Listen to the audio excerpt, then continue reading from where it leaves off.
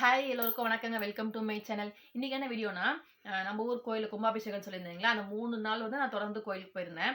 அந்த வீடியோ தான் நம்ம இப்ப பார்க்க போறோம். ஜனவரி 26, 27, 28. 26 அன்னைக்கு வராகி அபிஷேகங்க. 27 அன்னைக்கு வந்து சாமிய வந்து தொட்டு சாமி கும்பிடுற மாரி எல்லாரையும் ஆளுங்க விட்டுருந்தாங்க. 28 வந்து கும்பாபிஷேகம். இந்த 3 நாளா என்ன நடந்தது அப்படின்றத தான் நம்ம இந்த வீடியோல பார்க்க போறோம். வாங்க வீடியோக்குள்ள போலாம். இது ஜனவரி 26 அன்னைக்குங்க. வராகி அபிஷேகம். வருஷா வருஷம் ஜனவரி 26 குடியரசு தினம் அன்னைக்கு வந்து வராகிக்கு இந்த கோயில்ல வந்து அபிஷேகம் பண்றாங்க. இது வந்து நம்ம இறுதியாலேஸ்வரர் கோயில்ல தான்.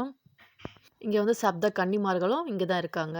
இங்க சாமிக்கு வந்து படையல் போட்டு இன்னைக்கு வந்து விசேஷமா இன்னைக்கு வந்து பூஜை நடக்குது. நாங்க வராகி அபிஷேகத்துக்கு தான் வந்திருந்தோம். இங்க சாமி அபிஷேகத்துக்கு லேட் ஆகுதுன்றதுனால சரி பெருமாள் கோயிலுக்கு போயிட்டு வந்துடலான்னு சொல்லிட்டு நம்ம பக்கத்துல இருக்க பக்தவச்சல பெருமாள் கோயிலுக்கு போயாச்சு.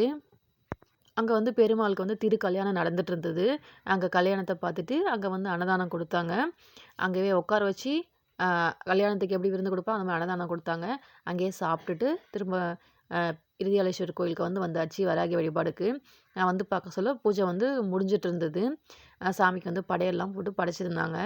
அதுலேருந்து ஒரு ஆளுக்கு கொஞ்சம் கொஞ்சம் பருக்க குடுத்தாங்க. எடுத்து வாங்கி சாப்பிட்டுட்டு, அப்புறம் உள்ள போயிட்டு சாமிய சுத்தி பார்த்துட்டு, சாமி கும்பிட்டுட்டு வீட்டுக்கு வந்தாச்சு. இன்னைக்கு தினமே அங்க வந்து கும்பாபிஷேகத்துக்கான ஏற்பாடெல்லாம் பண்ணிட்டு இருந்தாங்க. இந்த யாகசாலையெல்லாம் ரெடி பண்ணிட்டு இருந்தாங்க. இன்னும் கொஞ்சம் வேலைங்கள்லாம் பாக்கி இருக்கு. அந்த வேலைங்கள்லாம் மேல வந்து செஞ்சுட்டு இருக்காங்க. இங்கேயும் வந்து அன்னதானம் குடுத்தாங்க. அதுக்கு மறுநாள் ஜனவரி 27 அன்னைக்கு நம்ம பக்கத்து வீட்ல இருக்கவங்கலாம் சொன்னாங்க. இன்னைக்கு வந்து சிவன வந்து நம்ம தொட்டு சாமி கும்பிடுற மாரி உள்ள கருவறைக்குள்ள விடுறாங்கம்மா அப்படின்னு சொல்லிட்டு. சரி, சரி வருஷத்துக்கு ஒரு முறை தான் 12 வருஷத்துக்கு ஒரு முறை தான் இந்த மாரி நடக்கும்னு சொன்னாங்க. சரி அதனால நம்ம போலான்னு சொல்லிட்டு அன்னைக்கு நாங்க கோயிலுக்கு கிளம்பியாச்சு. கோயிலுக்கு வந்தாச்சு. உள்ள கியூ பெரிய கியூங்க. கியூல நின்னு சாமிய போயிட்டு உள்ள போயிட்டு நம்ம தொட்டு நம்ப பூ வாங்கிட்டு போயிருந்தோம். நான் வாங்கிட்டு போன பூவ சாமி மேல வச்சு, நம்பளே தொட்டு சாமி கும்பிடுற வாய்ப்பு வந்து நம்மளுக்கு கிடைச்சது.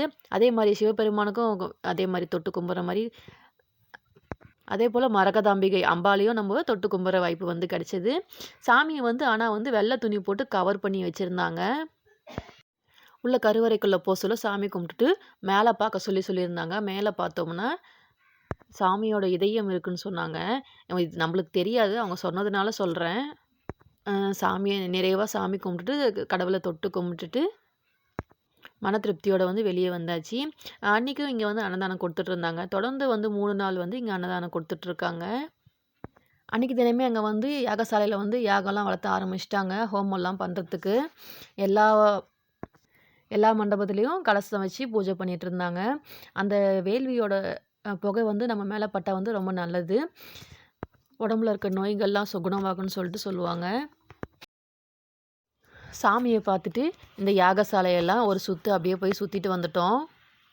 ஒரு 1/2 மணி நேரம் போல அங்க இருந்துட்டு, அப்புறம் நாங்க வீட்டுக்கு கிளம்பியாச்சு. மறுநாள் வந்து 28 ஜனவரி 28 வந்து எனக்கு இங்க வந்து கும்பாபிஷேகம். ஆனா எனக்கு வந்து ஆல்ரெடி 2 வந்து ஃபங்ஷன் வந்து இருக்கு. காலையில ஒரு 5:30 மணி போலவே நாங்க வந்து கிளம்பியாச்சு. முதல்ல ஆவடியில வந்து ஒரு கிரகப்பிரவேசம் இருந்தது.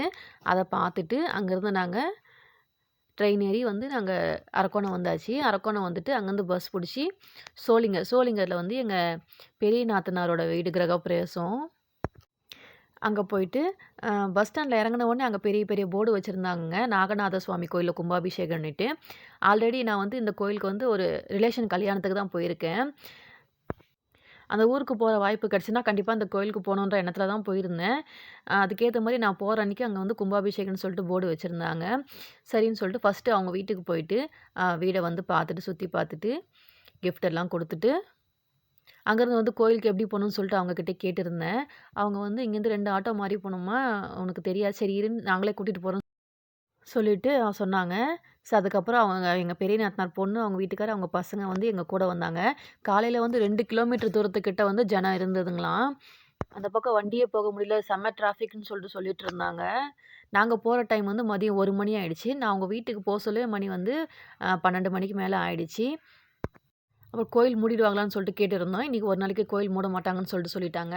அதோட கோயிலுக்கு வந்து போயாச்சு. கோயில் வந்து நாங்க காலியா இருந்ததுங்க. ரொம்ப காலியா இருந்தது. எனக்கே ஒரு ஆச்சரியம். என்னடா காலையில அவ்வளோ தூரம் ஜனம் இருக்குன்னு சொன்னாங்களே! காலியா இருக்குன்னேன்னு சொல்லிட்டு உள்ள போயிட்டுருந்தோம். வெளிய வந்து சண்டி மேளம், இந்த பூ அலங்காரம்லாம் சொல்லிட்டு அது ரொம்ப சூப்பரா இருந்தது. சிறப்பா பண்ணியிருந்தாங்க.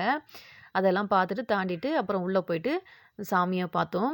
திவ்யமா பொறுமையா நிண்டு 1/2 மணி நேரத்துக்கிட்ட நிண்டு பொறுமையா சாமிய பார்த்துட்டு சாமிய கும்பிட்டுட்டு வந்தோங்க. இந்த சாமி வந்து ரொம்ப சக்தி வாய்ந்த சாமி. ஆல்ரெடி நான் வேண்டிட்டு வந்து நடந்திருக்கு. அ அதுக்காகவே நான் திரும்ப போணும்னு சொல்லிட்டு நான் நெனச்சிட்டே இருந்தேன். அந்த வாய்ப்பு வந்து எனக்கு இன்னைக்கு கிடைக்கும்னு சொல்லிட்டு கண்டிப்பா நான் நெனச்சு பார்க்கல. நான் நெனச்சது நடந்திருக்கு. அங்க சாமிய பார்த்துட்டு, கோயிலெல்லாம் சுத்தி வந்துட்டு, அழகா நாங்க வந்து அவங்க கூடவே வந்து நாங்க பஸ் ஸ்டாண்ட்ல இறங்கிக்கிட்டோம். அங்கருந்து நாங்க ஆட்டோ புடிச்சு பஸ் ஸ்டாண்ட் வந்து அங்கருந்து நாங்க அரக்கோணம் வந்துட்டு ட்ரெயின்ல வீட்டுக்கு வந்தாச்சு. வீட்டுக்கு வர சொல்ல மணி வந்து ஒரு 5 மணி போல ஆயிடுச்சு. அன்னைக்கு ஈவினிங்கே எங்க நாத்தனார் பையனோட பர்த்டே வேற இருந்தது. கேக் கட் பண்ணணும்னு சொல்லிட்டு கூப்பிட்டுட்டு இருந்தாங்க. சரி கோயிலுக்கு போலாமா? என் பர்த்டேக்கு போலாமா? 2 மனசாவே இருந்தது. சரி ஓகே முடிவு பண்ணிட்டு கோயிலுக்கு கிளம்பியாச்சு. நாங்க சொல்ல தான் மணி 6 மணி இருக்குங்க. கோயில் காலியா தாங்க இருந்தது. ஒரே ரவுண்ட்ல உள்ள சுத்தி வந்துடுற மாரி தான் இருந்தது. காலையில வந்து ஏகப்பட்ட கூட்டம்னு சொல்லிட்டு காலையில போனவங்கலாம் சொல்லிட்டு இருந்தாங்க. தீர்த்தம் தண்ணி கூட கிடைக்கல. நம்ம தலை மேலயும் படலன்னு சொல்லிட்டு இருந்தாங்க. எனக்கு வந்து இங்க வந்து எனக்கு இங்க கிடைக்கலங்க. நான் அந்த சோளிங்கர் கோயில்ல வந்து நாகநாத சுவாமி கோயில்ல வந்து தீர்த்தம் வந்து கலசத்துல சொம்புல எங்க கையில குடுத்தாங்க. அத வாங்கி நாங்க தொளிச்சுட்டு கொஞ்சம் குடிச்சுட்டு வந்துட்டோம். அது பாட்டில் எதுவும் கையில கொண்டு போல. தண்ணி குடிக்கிற பாட்டில் மட்டும் தான் வச்சிருந்தோம். சரி அங்க கிடைச்சது வரைக்கும் சந்தோஷம்னு சொல்லிட்டு வாங்கி நான் அங்க வரைக்கும் தொளிச்சுக்கிட்டு அங்கருந்து கிளம்பியாச்சு. வந்துட்டு நம்ப சிவன பார்த்துட்டு இங்க திவ்யமா அழகா இங்கேயும் சாமிய கும்பிட்டுட்டு நிம்மதியா வீட்டுக்கு கிளம்பியாச்சு. எங்கடா இன்னைக்கு கோயிலுக்கு போக முடியாதோன்னு சொல்லிட்டு பயந்துட்டே இருந்தேன். ஆனா இன்னைக்கு ஒரே நாள்ல 2 கோயிலுக்கும் போயிட்டு கும்பாபிஷேகான கோயில்களுக்கு போற வாய்ப்பு வந்து நம்மளுக்கு கிடைச்சிருக்கு. உங்களுக்கும் வாய்ப்பு கிடைச்சதுன்னா, கண்டிப்பா இந்த 48 நாளுக்குள்ள நம்ம இறுதியாலேஸ்வரர் கோயிலுக்கும், அங்க நாகப்பூண்டியில இருக்கிற நாகநாத சுவாமி கோயிலுக்கும் கண்டிப்பா போயிட்டு வாங்க. கண்டிப்பா நல்லதே நடக்கும். ஈவினிங் வந்து கோவிலுக்கு எங்க வீட்டுக்காரரும் வந்தாருங்க. அவர் ஆஃபீஸ் போயிட்டு வந்துட்டாரு. கோவில்னாலே வரமாட்டாரு. இன்னைக்கு கண்டிப்பா வந்தே ஆகணும்னு சொல்லிட்டு, இன்னைக்கு கூட்டு போயாச்சு. நம்ம எண்ணம், செயல், சிந்தனை எல்லாத்தையும் நல்ல நிலையில வச்சுக்கிட்டோம்னா, நம்மளுக்கு நல்லதே நடக்கும். எப்பவுமே பாசிட்டிவா வந்து திங்க் பண்ணுங்க. நெகட்டிவா திங்க் பண்ண வேண்டாம். கோயிலுக்கு போகணுன்றது ஆர்வத்தில வந்து நம்மளுக்கு வந்து எந்த டயர்ட்னஸும் தெரியலங்க. இதுவே வேற எங்கேயாவது போணும்னு நெனச்சோம்னா, கண்டிப்பா டயர்டா இருக்க முடியலன்னு சொல்லிட்டு விட்டுட்டுருப்பேன். கோயிலுக்குனவே நான் வந்து சுறுசுறுப்பா ரெடி ஆயிட்டு வந்து கிளம்பியாச்சு. போயிட்டு வந்து எங்க நாத்தனார் பையன் பர்த்டேக்கும் போய் கேக் கட்டிங் பண்ணிட்டு வந்தாச்சு. மனசுக்கு வந்து நிம்மதியா இருந்தது. இந்த கோயிலோட வரலாறு என்னன்னா, ஆல்ரெடி கும்பாபிஷேகம் வீடியோன்ட்டு ஒரு ஷார்ட்ஸ் போட்டிருந்தேன். அதில வந்து நான் சொல்லியிருப்பேன். "நின்ற ஊர் பூசலன்பன் நெடுதினால் நினைந்து செய்த நன்று நீடாலயத்து நாளை நாம் புகுவோம் நீ இங்கு ஒன்றிய சேலை நாளை ஒழிந்த பின் கொள்வாய் என்று கொன்றைவார் சடையார் தொண்டர் கோயில் கொண்டருளப் போந்தார்." இதோட அர்த்தம் என்னன்னா, பூசலான்ற ஒருத்தர் வந்து மனசுலயே இறைவன நெனச்சு உருகி உருகி இந்த மாரி கோயில் கட்டணும்னு அவருக்கு ஒரு ஆசை. அதற்கான பொருட்செல்வம் வந்து அவர்கிட்ட இல்ல.